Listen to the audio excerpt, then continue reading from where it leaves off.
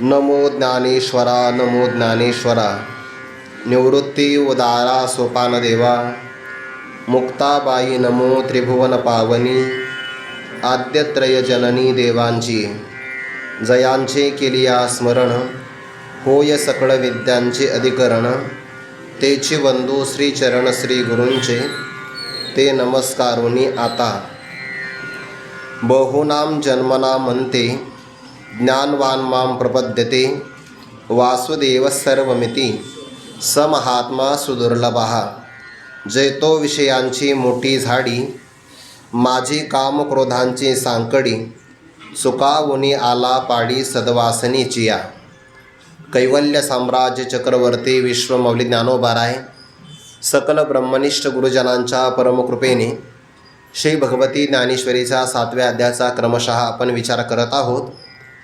प्रस्तुत जो काही विषय प्रारंभ झालेला आहे त्यामध्ये पुण्यकर्म करणारे 4 प्रकारचे मानव माझी शरणागती करून भक्ती करतात असा विचार भगवान परमात्मा सांगतात।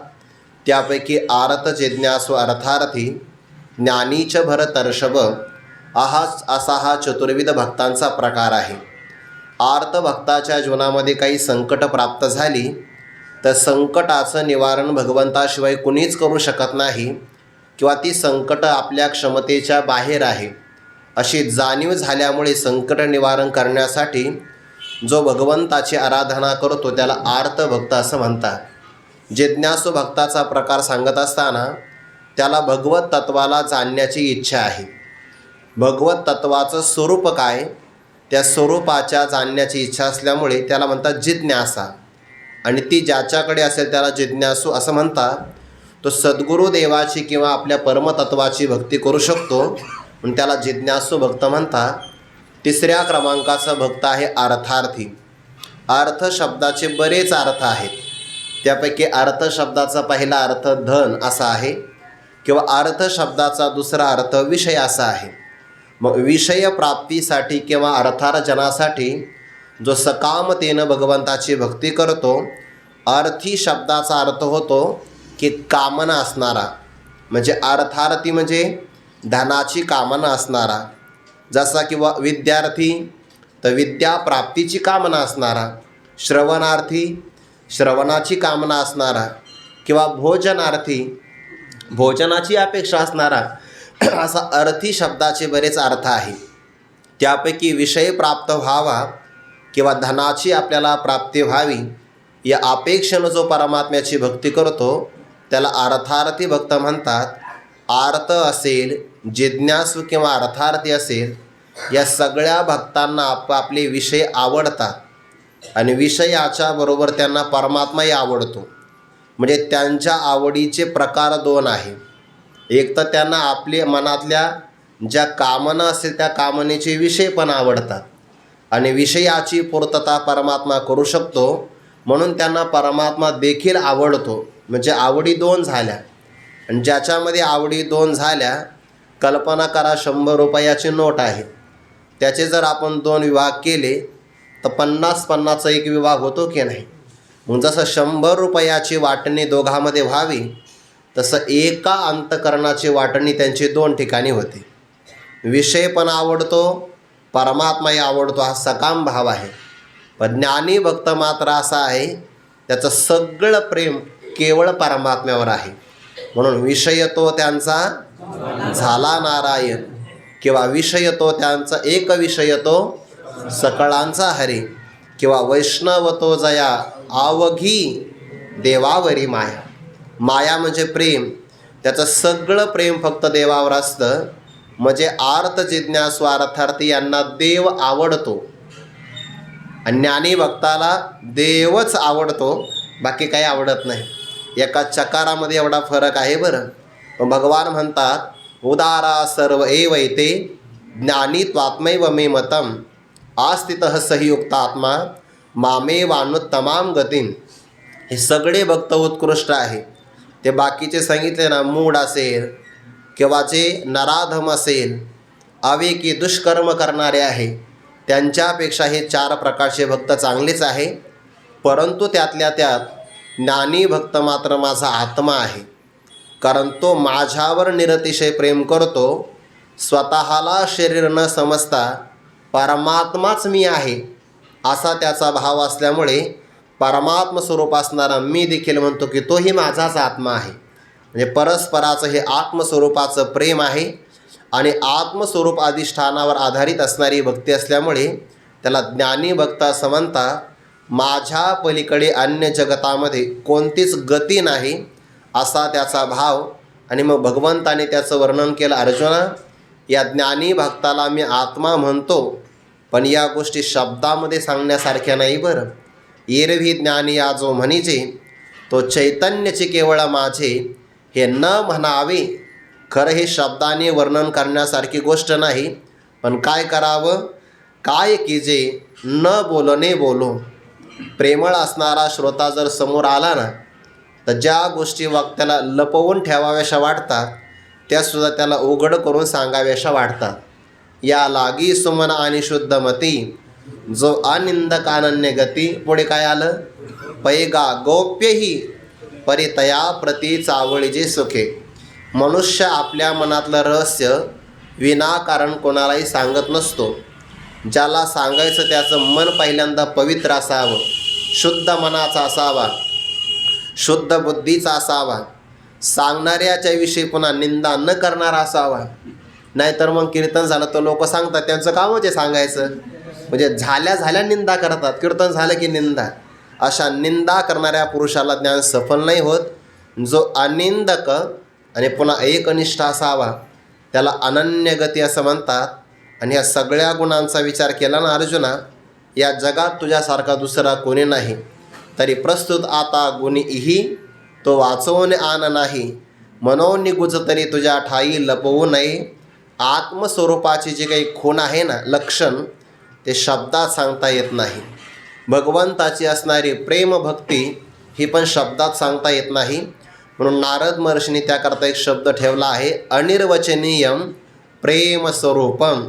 जे खरं प्रेम असतं की नाही ते शब्दात सांगताच येत नाही. गुणरहितम, कामनारहितम, अप्रतिक्षणम वर्धमानम, अविच्छिन्नम, सूक्ष्मतरम, अनुभवरूपम. आणि या प्रेमाचा विचार असा आहे, प्रकाश ते क्वापी पात्रे. कोण्या तरी शुद्ध अंतकरण व्यक्तीच्या ठिकाणी भगवंताचं हे निष्काम निरतिशय निरूपम प्रेम प्रगट होतं, एरवी होत नाही. प्रेम शब्दाचा अर्थ होतो भक्ती. प्रेम नये सांगता, बोलता, दाविता, अनुभव चित्ता चित्त जाणे. प्रेम सांगता येत नाही, दाखवता येत नाही, किंवा प्रेमाचं फार मोठं व्याख्यानही करता येत नाही. कारण ते मग तया आम्हा प्रीतीचे 6व्या अध्यायात होई. स्वरूप बोली निरवचे ऐसे नव्हे गातो साचे सुभद्रापती. तया एकवटलिया प्रेमा जरी पाडे पाहिजे उपमा तरी मी देह तो आत्मा हेची होय. ऐसे भक्त चकोर चंद्रे असं ज्ञानोबाऱ्या मागच्या अध्यायामध्ये आपल्याला सांगतात की त्याचं आणि माझं जे ऐक्याचं प्रेम आहे, या प्रेमाला जर उपमा दृष्टांत द्यायचा ठरला तर एकच देता येईल. बघा बरं, भगवान म्हणतात मी देह आहे आणि देहात असणारा आत्मा म्हणजे ज्ञानी भक्त आहे. एवढीच उपमा देता येईल, बाकी उपमा देता येणार नाही. तिथे भगवान स्वतःला देह म्हणतात आणि या देहाचं सगळं चैतन्य, सगळ्या प्रकारची स्वरूपस्थिती राहायची असेल तर त्यामध्ये जीवात्मा किंवा चैतन्याचा प्रवेश असावा लागतो. बरं, याच्यामध्ये जोपर्यंत चैतन्य आहे शरीरात तोपर्यंतच किंमत आहे मनुष्याला. आपल्याला किती मान मिळतो हे इथून आपण गेल्यावर कळतं. इथून म्हणजे देहातून गेल्यावर. कारण ज्या व्यक्तीवर सगळे माणसं जिवंत असताना प्रेम करतात त्यातलं चैतन्य निघून गेलं तर एकमेकाला विचारतात अजून किती वेळ आहे, नाश्त्याला नाही, अंत्यसंस्काराला अजून किती वेळ आहे. कारण चैतन्याच्या भ्रंशी शरीरादशा जैसी. एकदा यातलं जीव चैतन्य निघून गेलं त्याला काय इंग्रजीमध्ये असं डिकम्पोज असा काहीतरी शब्द आहे की ते शरीर नष्ट व्हायला सुरुवात होऊन जाते.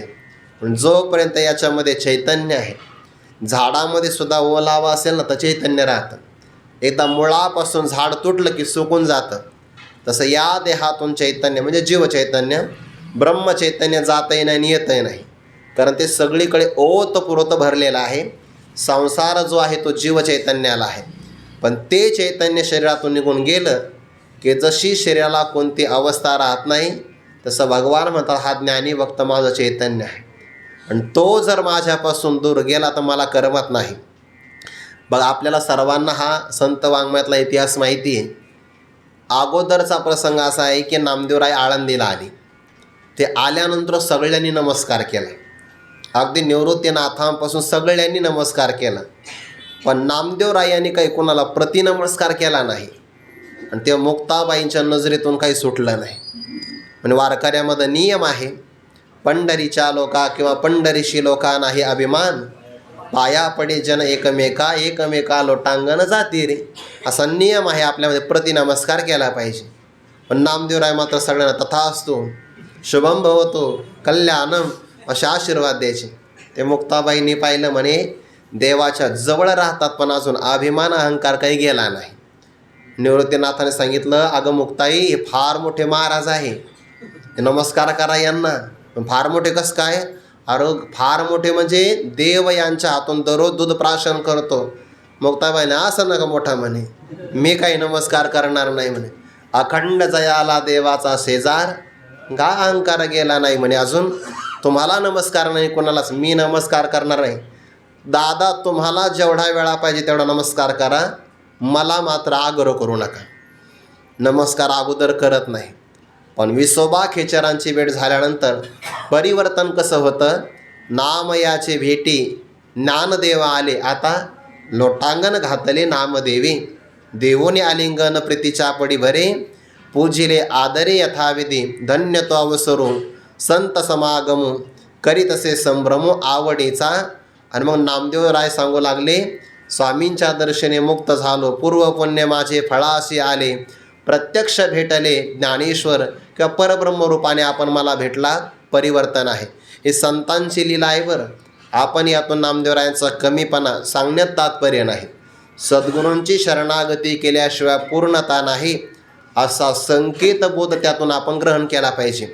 अगोदर नमस्कार न करणारे नामदेवराय ज्ञानोबारांना प्रतिनमस्कार करतात की नाही?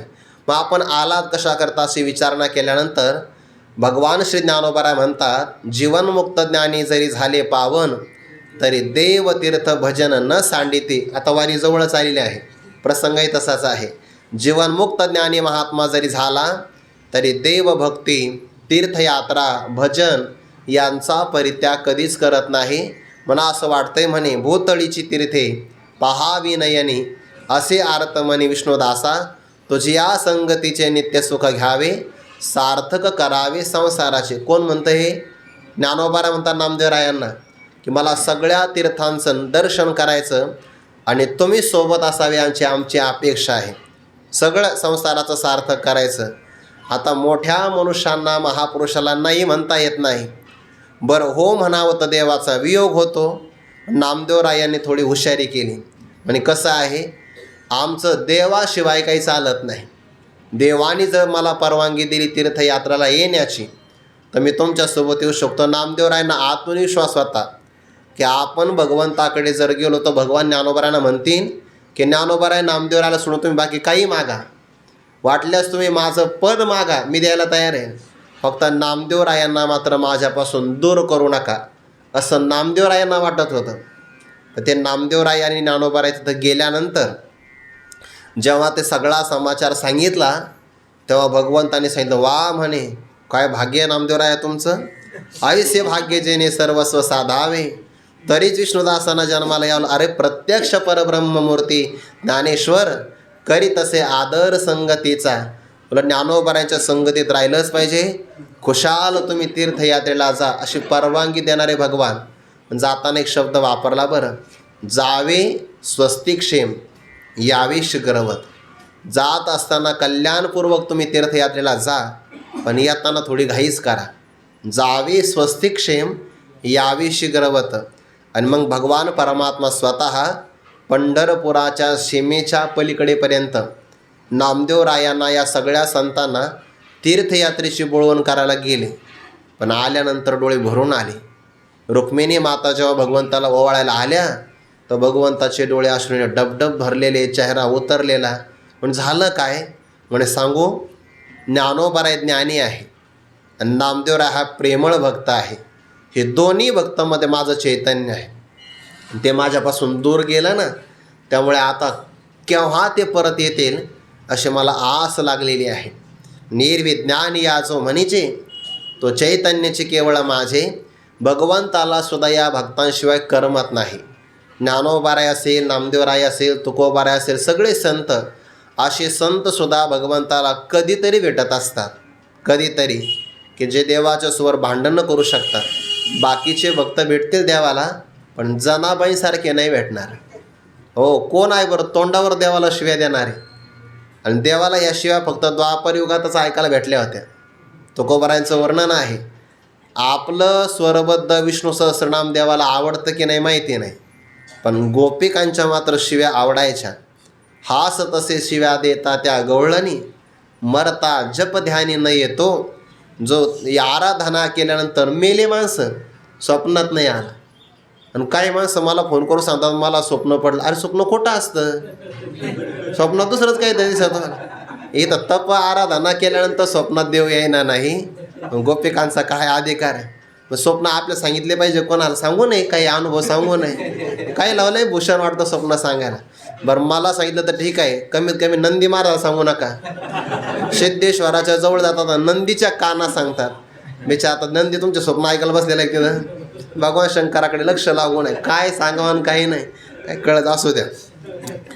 मरता जप ध्यानी, जप ध्यान करताना मेले माणसं तरी नाही, पण गोपिकांनी शिव्या दिल्या तर परमात्मा कौतुकाने ऐकतो. असे जनाबाईंसारखे संत भगवंताला सुद्धा भेटण्याचं देवाचे भाग्य असतं. आणि भगवंतानी म्हटले बघा, भक्त ज्ञानी आणि विरागी, ज्ञानदेवायसा सोहयोगी, न देखो नाही को याची लागे, खंती वाटे बहुत. नामदेवरायांना वियोग झाला की नाही समाधीच्या प्रसंगाला, तर मग गुरुवारी मारुती बाबा सांगतात, हे नामदेवरायांना वियोग झाला. देवाला म्हणे, देवा एक काम कर ना म्हणे, तुझा काही उपयोग नाही जगाला, तू समाधी घे.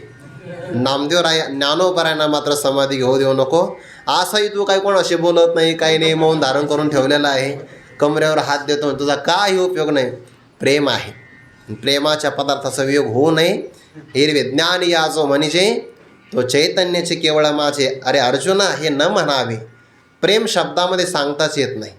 प्रेमाला जर गुरुवारी डॉक्टर बाबा सांगत असतात की एखादा व्यक्ती जर प्रेमाचा अनुवाद करू लागला शब्दाच्या माध्यमातून, तर प्रेम हा एक प्रकारचा दिवा आहे. आणि शब्दाने वर्णन करू लागला की शब्द हा एक प्रकारची फुंकर आहे. मग शब्दाची फुंकर घातली तर प्रेमाचा दिवा मालवत असतो. म्हणून खरं प्रेम जे असतं ना, ते कृतीतून प्रगट होतं, शब्दातून नाही.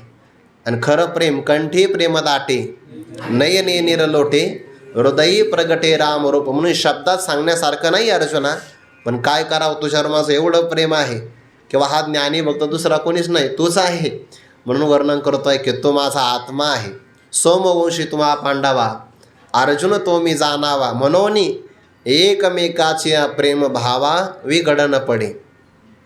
प्रेमास्पद व्यक्ती जर असेल ना, तर त्याचे अपराध वाटत नसतात. ते 12 वर्षाचा वनवास मिळाला भक्तराज अर्जुनाला. ते वनवासामध्ये आली आणि मग भगवंताच्या पण मनात होतं की आपली बहीण सुभद्रा भक्तराज अर्जुनालाच मिळाली पाहिजे, वाटलं होतं मनातून.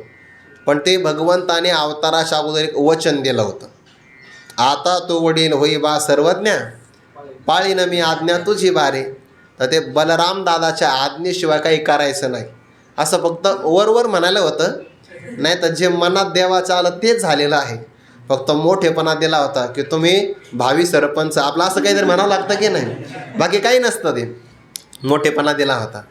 पण मग दुर्योधनाच्या बरोबर सुभद्रा मातेचा विवाह ठरला. कोणी ठरविला? बलराम दादाने. मोठ्या भावाची आज्ञा आहे, उल्लंघन तर करता येत नाही. आणि भक्तराज अर्जुनाला आपली सुभद्रा बहीण मिळाली पाहिजे, भगवंताची इच्छा. मग भक्तराज अर्जुनाला देवाने सांगितलं, तू संन्याशी हो, नगराच्या बाहेर थांबायचं म्हणे. आणि काही जरी आलं घ्यायचं नाही, पाहायचं नाही म्हणे. आणि मग काय महाराज, मंदिरात डोळे लावून बसले ते असे लोक दर्शनाला यायचे, नारळ घेऊन, फळं घेऊन, उघडून सुद्धा पाहत नव्हते. काही नाही, दक्षिणा देणी अजिबात पाहिली नाही. आणि मग वाऱ्या हाती माप चाले सज्जनाचे, ते वार्ता द्वारकेपर्यंत गेली. लोकांनी सांगितलं, दादा असा महात्मा आलाय म्हणे आपल्या नगराच्या बाहेर, असा महात्मा घरी आला पाहिजे म्हणे, कल्याण होऊन जाईल आपलं. मग बलराम दादानी भगवान श्रीकृष्णाला सांगितलं की फार मोठा महात्मा आला म्हणे, फळं खात नाही, कोणाकडं पाहत नाही, बोलत नाही, काही नाही. भगवान म्हणले, दादा हे नाटके असतात, जायचं नसतं, सांगायला हेच जायचं नाही म्हणे. आणि मग तर आणखीनच विश्वास वाटला बलराम दादा.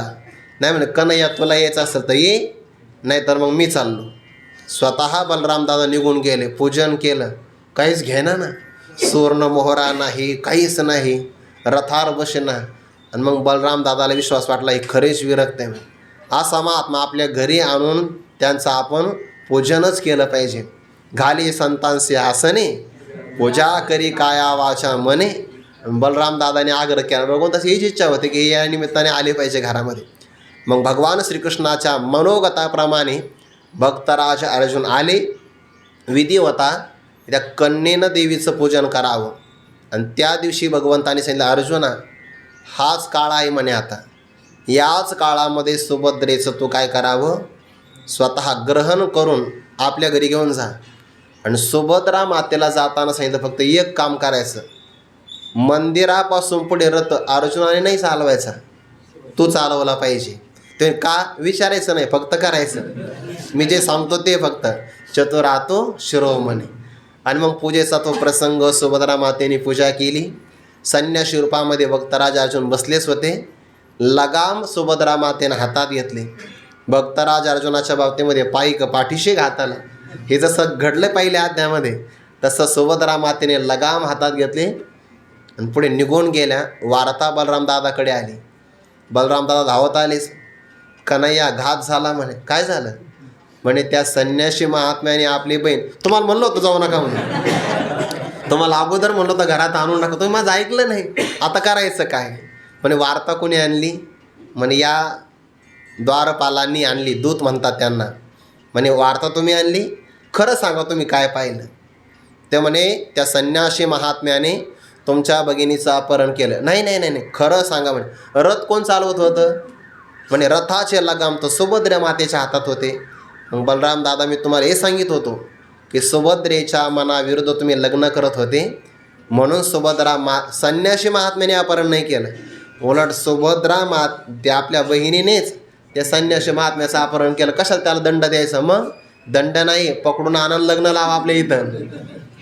एकमेकाच्या प्रेम भावा विघडन न पडे, असा ज्ञानी भक्ताचा अधिकार. आणि हा देवाला मिळतो कधी, संन्यासित्वा होनी जनी, चोरोनी नेली माझी भगिनी, तरी विकल्प नुपचे मनी, मी तो दोन्ही स्वरूप एक. हा विचार आहे, हा प्रेमाचा प्रकार आहे. यामध्ये उच्चतम स्वरूपाने पाहायचं असतं. आपण आपल्या क्षुद्रबुद्धीने पाहिलं तर हे प्रसंग आपल्याला थोडे वेगळे वाटतात, तसे कधी वाटू नये. आम्ही सावियाची जे प्रसन्न होणे, ते अंगची वरी मने देणे, वाचुनी जीवा सेवेचने कवनाशे गा. भगवान म्हणता, अर्जुना आम्ही जर प्रसन्न झालो ना, तर आम्ही आमच्या शरीरापर्यंत सगळं देऊ शकतो म्हणे. जे विश्वरूप आम्ही कोणाला दाखवलं नाही, ते लपून ठेवलं होतं, पण तुझ्यावर प्रसन्नता. ऐसे काय नेनो तुझी आवडी, ते हे तुझी ये चाडे, आजी जीवाचेची दळवाडे, कामोनी एवढे रचिले ध्यान. आम्हाला काय तुझी आवड लागली काय माहिती, ऐसे नेनो काय तुझी आवडी, झाली प्रसन्नता मुची वेडी, गोप्याची ही गुढी उभविली जगी. गुप्त असणारं हे तत्व तुझ्या समोर आम्ही प्रगट केलं, याला म्हणतात प्रेम. आणि असा महात्मा ज्ञानी आहे, देवावर प्रेम करतो आणि इच्छा तर कोणत्याच नाही, देवाकडून काहीच अपेक्षा नाही. देवाने दर्शन द्यावं ही सुद्धा अपेक्षा नाही. हे तुझं वाचवणे अर्जुना, पूर्वी श्रुत दृष्ट नाही आना, जे जोगे नव्हे साधना. म्हणून तुझ्या अगोदर हे विश्वरूप कोणी पाहिलंही नव्हतं, म्हणजे दृष्ट नव्हतं, आणि श्रुताना कोणी ऐकलं सुद्धा नव्हतं. काय अर्जुनाचं भाग्य असेल हा, एवढं हे परम भाग्य अंगी विरंची हे नाही. ब्रह्मदेवाच्या सुद्धा वाट्याला हे भाग्य आलं नाही. एवढं प्रेम देवावर का? कारण हा असा भक्त महात्मा देवाला मिळतच नाही. कधी मिळतो? भगवान पुढच्या श्लोकामध्ये सांगतात, बहुनाम जन्मनाम अंते बहुनाम जन्मनाम अंते ज्ञानवान माम प्रपद्यते वासुदेव सर्वम इति स महात्मा सुदुर्लभः.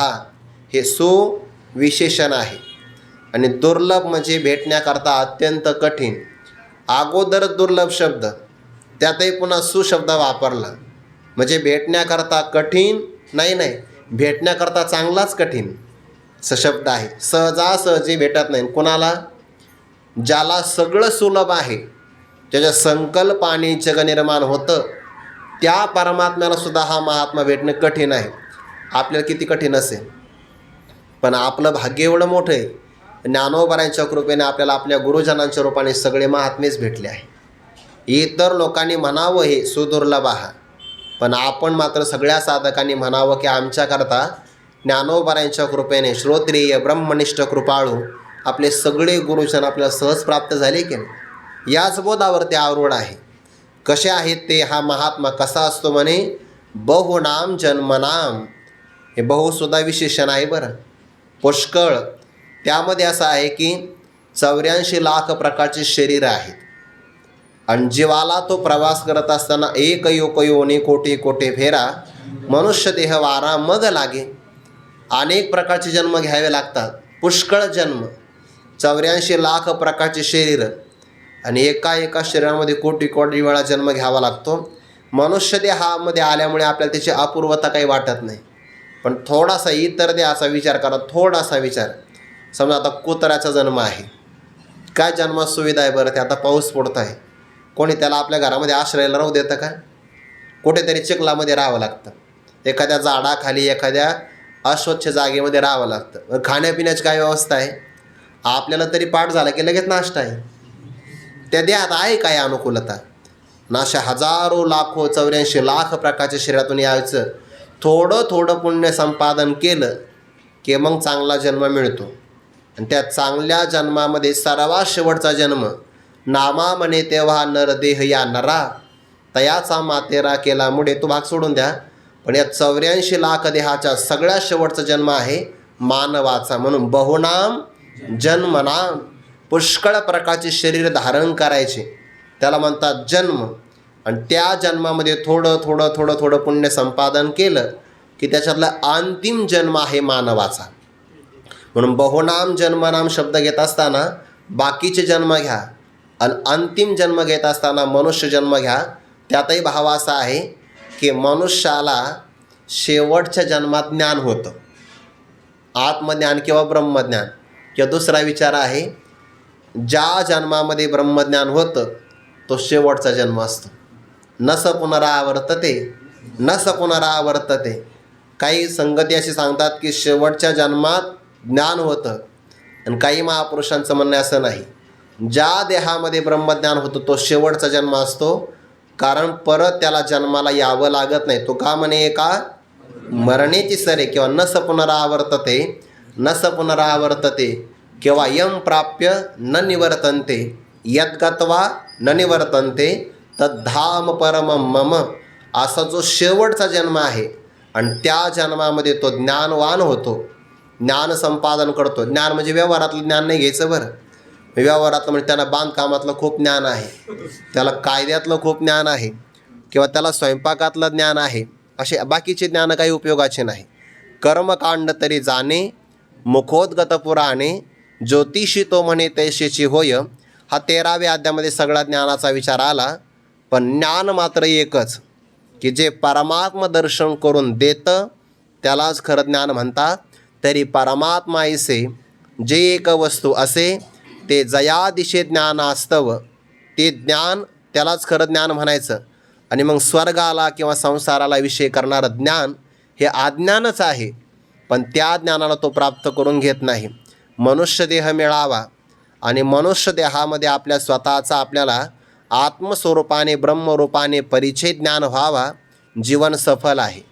बाकी काही नाही मिळालं तरी चालेल, फक्त आपल्याला आत्मज्ञान मात्र व्हावं आणि त्याचं पर्यवसन ब्रह्मज्ञानात व्हावं. एक ब्रह्मज्ञान मिळालं आणि बाकीचं त्याला अगदी दारिद्र्यामध्ये जरी खितपत पडावं लागलं तरी जीवनाची सफलता आहे. किंवा बाकीचं सगळं मिळालं, सगळं, फक्त ब्रह्मज्ञान नाही मिळालं तर बाकीचं सगळं शून्य आहे.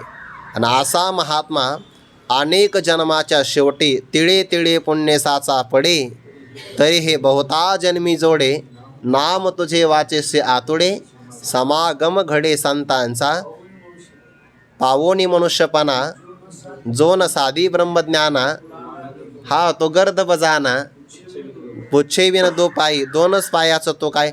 खरं असं म्हणणं ही गाढवाचा अपमानच आहे ना. कारण राऊत बाबा सांगत असतात की बाकीचे असणारे देहामध्ये जीव आले तर आपल्या जीवनातले पापाचे भोग ते भोगून संपवितात, पण मनुष्य नवीन पाप तयार करतो की नाही. म्हणजे मनुष्याचा तो विचार पाहिला पापकर्म करण्याचा तर त्याच्यापेक्षा पशुसुद्धा बरे आहे. मग ते गाढवाच्या आणखीन एक विनोदाने भाग सांगतो. गाढव कधी अशुद्ध पाणी नाही पित बघा, चुकून मरल, ते मरल पण अशुद्ध पाणी पित नाही. माणसंसुद्धा मरेल पण अशुद्ध सोडणार नाही.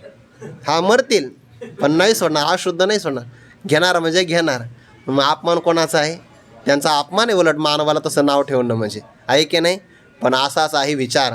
पण मानवी देहामध्ये आल्यानंतर ब्रह्मज्ञान झालं आणि बाकी काही नाही मिळालं तरी जीवन सफल आहे. बहुनाम जन्मनाम अंते, अंतिम जन्म म्हणजे काय? सगळ्या सुकृतांचा परिपाक झालेला जन्म. ज्या जन्मामध्ये भरतखंडी नरदेह प्राप्ती, हा सगळा विचार आपलाच आहे. आता हा जो विचार आणि या श्लोकामधला बहुनाम जन्मनाम अंते, तेने बहुती जन्मी मागिली, विक्षेपांची पाणी वळी झाडिली, म्हणून उपजत खेव बुडाले लग्न घटिका. एवढी चांगली योग बाकी कोणाच्या जीवनात येणार आहे?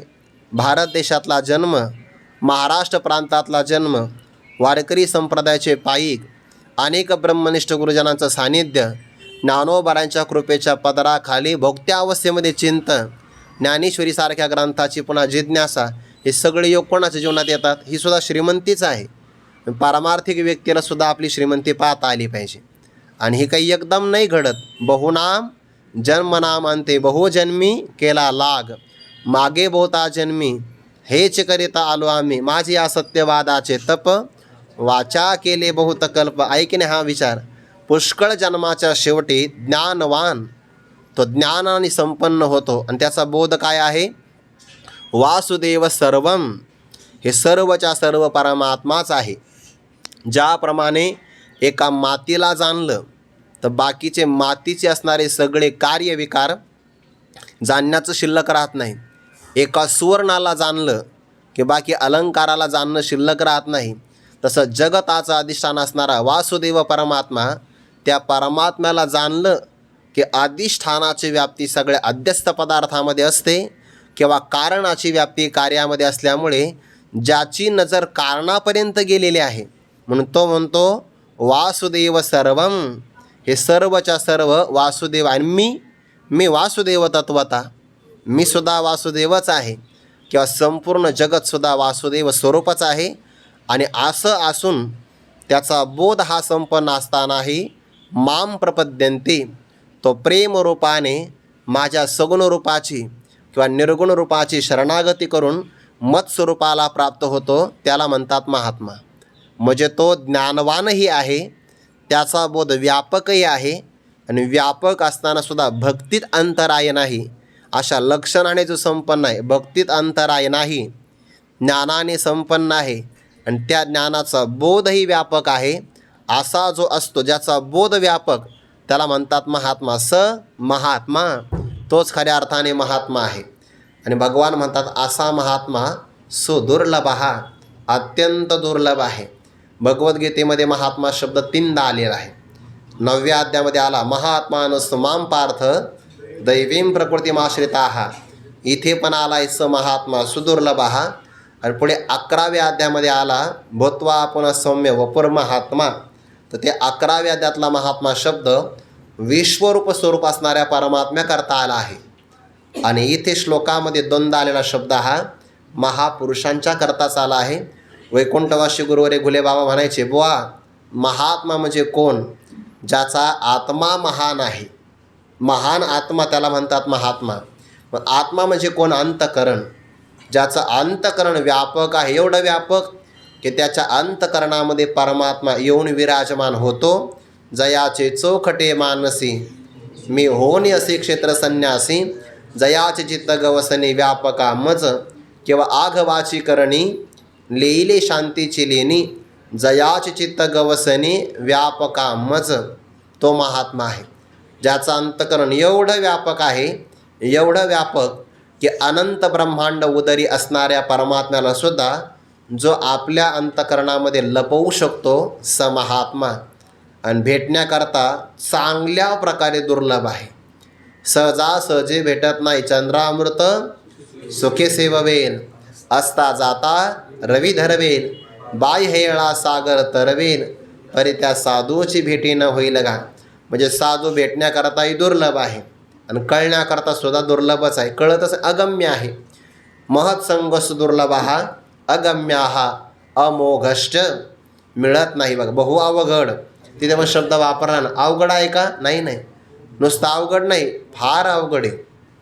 बहु अवघड असे संत भेटे, तर परी जग जेठी करुणा केली. भगवंताची कृपा झाली तरच हे भेटतं, अन्यथा भेटू शकत नाही. किंवा कर्मसाम्यदशा जर प्राप्त झाली तर महात्मा मात्र आपल्याला सहज भेटू शकतो. अर्थ काम चाड नाही चित्ता, माना मान मोह माया मिथ्या, वर्ते समाधानी जाणवणे नेनत. ही योग्यता आहे. आणि ही योग्यता प्राप्त झाले की साधू भेट देते तया अवचितारे. अकस्मात भेट देतात. ध्यानी नसतं, मनी पण नसतं, पण योग्यता असावी. ज्याची योग्यता असेल त्याच्या जीवनामध्ये योग्य गोष्टीचा योग खरंच येत असतो. फक्त मनुष्याने आपली योग्यता संपादन वाढवली पाहिजे. असा महात्मा दुर्लभ आहे की जो स्वतः मला ज्ञानेश्वरीमध्ये महात्मा शब्द एकदाच आला आणि तो पण या श्लोकावर आला आहे. तो महात्मा धनुर्धरा दुर्लभाती शब्द एकदा आला, लक्षणं अनेक ठिकाणी आली असतील. जयाचे चोखटे मानसी हाही महात्माचा आहे. किंवा जयाचे चित्त गवसनी व्यापकामज, तोही महात्माचा आहे की नाही. किंवा हे विश्वाचे माझे घर, ऐसीमती जयाची स्थिर, किंबहुना चराचर आपण, हा महात्माचा आहे. पण एक महात्मा शब्द स्वरूपाने फक्त एवढ्याच अध्यायामध्ये, तो पण या श्लोकावर आला आहे. स महात्मा सुदुर्लभ हा. इतका व्यापक तो आहे की हे संपूर्ण परमात्माचा आहे. जग नोहे हा अवघा जनार्दन, किंवा ऐसा ज्याचा अनुभव विश्वदेव सत्यत्वे, देवतया जवळी असे पाप नाशे दर्शने, काम क्रोधा नाही चाली, भूती झाली समता. काय व्यापक बोध आहे, शुद्ध बोध असा आहे. तो का म्हणे, भेदाभेद गेला वाद खंडोनी. ज्यामध्ये भेद गेला यात नवल नाही, भेदाचा सापेक्ष अभेद सुद्धा निघून गेला. अज्ञान निवृत्त झालं यात नवल काय. अज्ञानाला निवृत्त करणारं अहम ब्रह्मास्मित्याकारक वृत्तीज्ञान सुद्धा निघून गेला आहे. आणि केवळ जो स्वरूपाने स्थित राहिला स महात्मा फार कठीण आहे. भगवान तो दुर्लभ आहे. पण तो दुर्लभ असल्यामुळे जर एखाद्या प्रसंगाला मला भेटला तर मला तो सोडावासा वाटत नाही. असं वाटतं तो पाहावा हे डोहळे, मनोने अचक्षुषी मज डोळे. असा महात्मा भेटला की मला आलिंगन द्यावं असं वाटतं त्याला. पण 2 हाताने आलिंगन द्यावं तर इच्छा पूर्ण होत नाही. मग मी 2 हातावर पुन्हा 2 अशा 4 भुजा धारण करून आलो. दोवरी दोन्ही भुजा आलो घेऊने, आलिंगावया लागोनी तयाचे अंग, तया संगाचे निसुरवाडे, मज विदे हा देह धरणे घडे, किंबहुना आवडे निरूपम. इतका तो मला आवडतो. आणि असा महात्मा भक्ती करताना जर एकरूप होऊ लागला ना तर देवाला सहन नाही होत. देवाला असं वाटतं हा जर माझ्याशी एकरूप झाला तर मग मी कोणासोबत गप्पा कराव्या, कोणाला आलिंगन द्यावं, डोळे भरून कोणाला पाहावं. विपाय अहम भाव याचा जाईल, मी त्याची हाजरी होईल. मग काय किची एकले या, कोणाला पाहावं, कोणाला आलिंगन द्यावं अशी देवाला. हा दिटीचे पाहता निविजे, कातोंड भरून बोलेचे, ना तरी दाटून खेवदीचे ऐसे कवन आहे. डोळे भरून पाहावं, तोंड भरून बोलावं, कडकडून आलिंगन द्यावं असं कोण आहे? कोणी नाही. एक फक्त भक्तच आहे आणि तो दुर्लभ आहे. आणि जो दुर्लभ असेल आणि मिळाला तर मनुष्याला सोडावं असं वाटत नाही. ही जर मानवाची सहज प्रवृत्ती असेल तर देवाला सुद्धा वियोग नाही सहन होत. बघा सर्वात जास्त वियोग होतोय देवाला, पण देवाला दाखवता येत नाही. कारण देव जर रडू लागले तर मग काय कोणालाच आवडता येणार नाही. पण देव ते आतल्या आत रडत राहतात, एकटे रडतात मंदिरामध्ये. ज्ञानोबाऱ्यासारख्या महापुरुषांनी समाधी घेतली तर वियोग देवाला होतो. निवृत्तीनाथांना किती वियोग झाला समाधी प्रसंगातले अभंग वाचल्यानंतर लक्षात येईल. स महात्मा सुदुर्लभः. आणि मग त्या महात्म्याचा जीवन प्रवास काय असतो किंवा साधकाचा सिद्ध अवस्थेपर्यंत असणारा प्रवास काय, तो आता ज्ञानोबाला सांगतात. या सगळ्या ओव्या ना 19व्या क्रमांकाच्या श्लोकातल्या ज्या ओव्या आहे, हा सगळ्या साधकी जीवनाचा प्रवास आहे.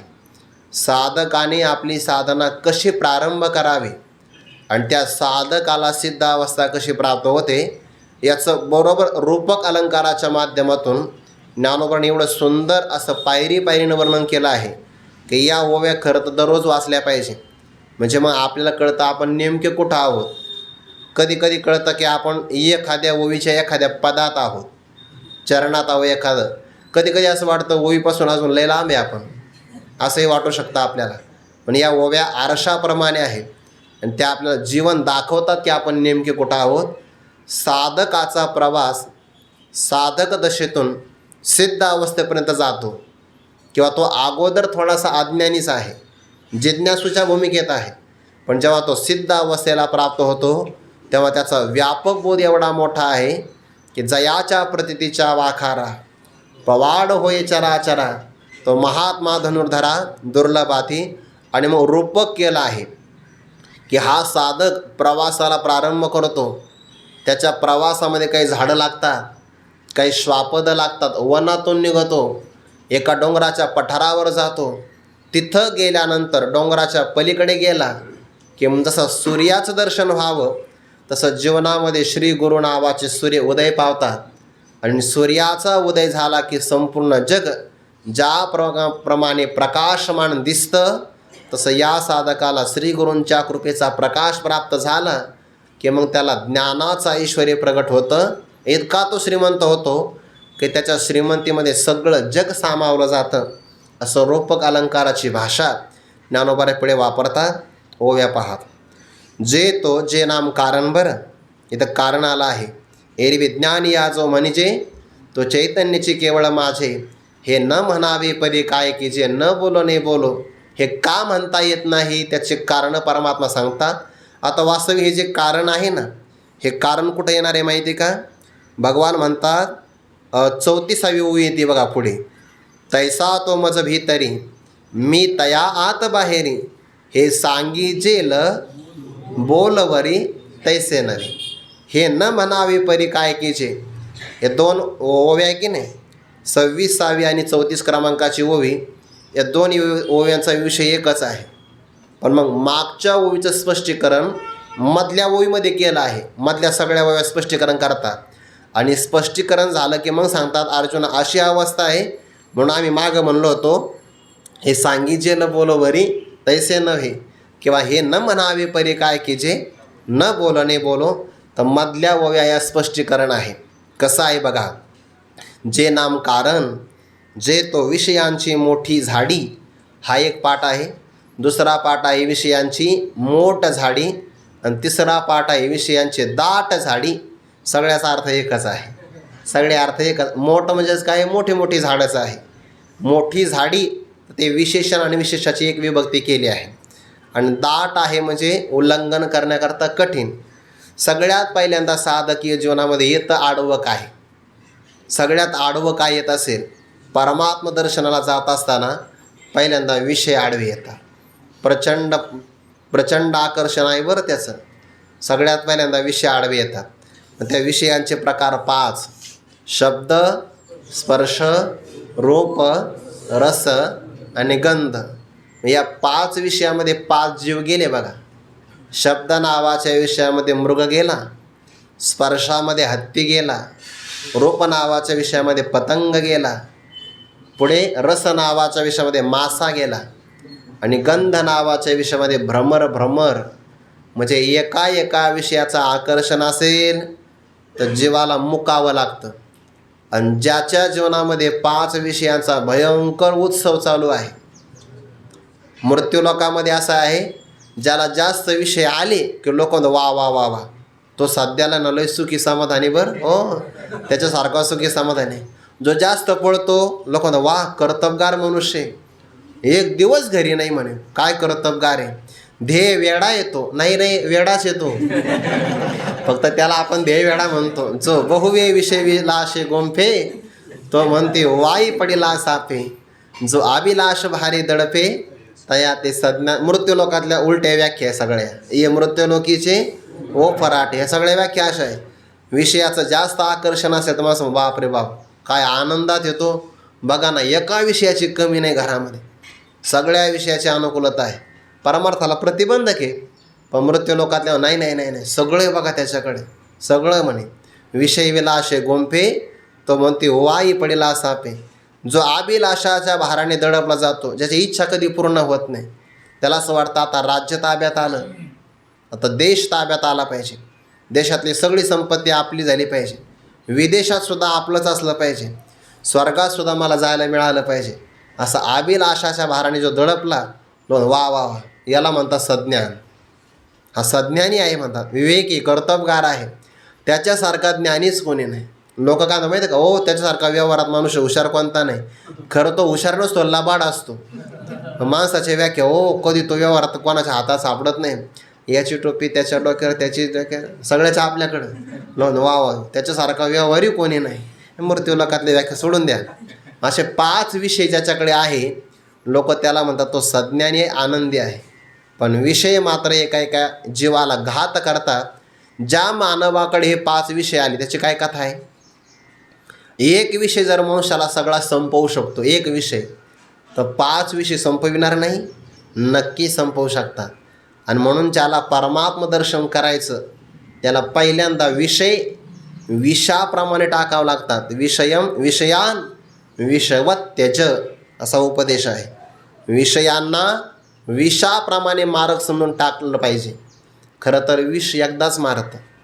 विषय प्रत्येक जन्मात जीवाला मारतात, प्रत्येक जन्मात, पण तरीसुद्धा जीव मात्र त्याला सोडण्याकरता तयार नाही होत.